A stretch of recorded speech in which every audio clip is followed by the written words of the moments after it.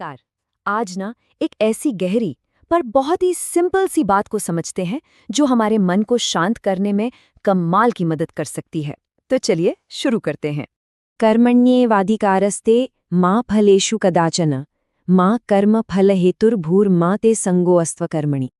चलिए एक पल के लिए इस गहरे विचार को बस महसूस करते हैं।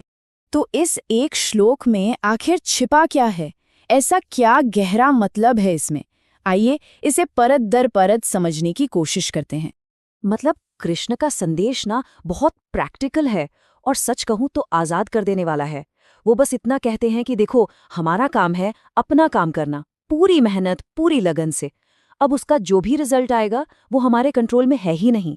और जैसे ही ये बात समझ आती है, हम फल की चिंता से फ्री हो जाते हैं।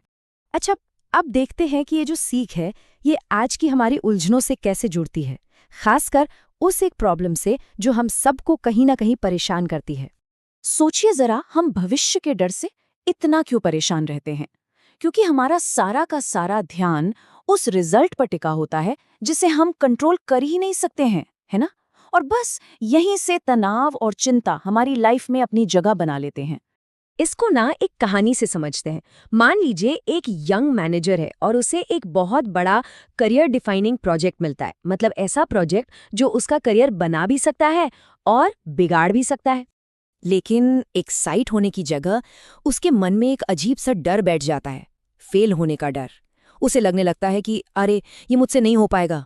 उसके दिमाग में ना बस एक ही चीज घूम रही है, अगर मैं ये नहीं कर पाया तो, अरे मेरे बॉस क्या सोचेंगे, मेरी रेप्यूटेशन का क्या होगा। और यही सवाल उसे अंदर ही अंदर खोखला करने लगते हैं। और इस डर का नतीजा क्या होता है? वो काम को टालना शुरू कर देता है, प्रोजेक्ट जहां था वहीं रुक जाता है और स्ट्रेस वो पहले से कई ज्यादा बढ़ जाता है। तो अब सवाल ये है कि गीता का रास्ता इस उलझन को सुलझाने में कैसे मदद करता है? इस कहानी में गलती कहाँ हुई पता है?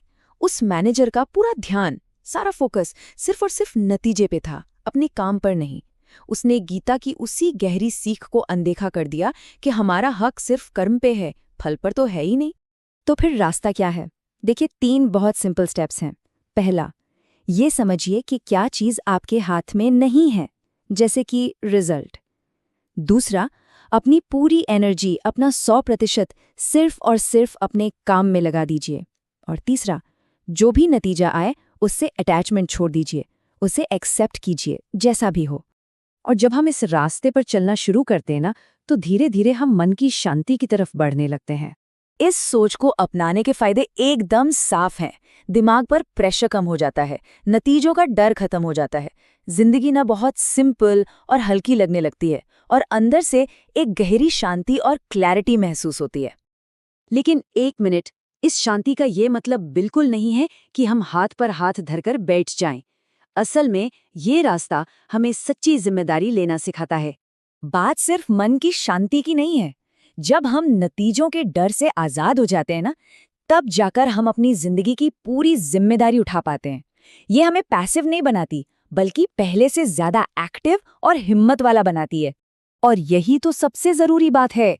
कृष्णा हमें कर्मयोग सिखाते हैं, मतलब एम्पावर्ड एक्शन लेना, लाचार होकर बस इंतजार करना नहीं, बल्कि हिम्मत के साथ अपना काम करना।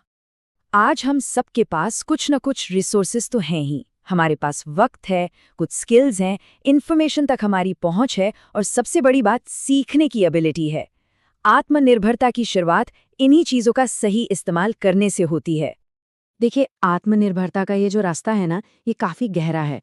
तो जो लोग भी इस पर और आगे बढ़ना चाहते हैं, उनके लिए कुछ हेल्पफुल इन्फॉर्मेशन की एक लिंक दी गई है।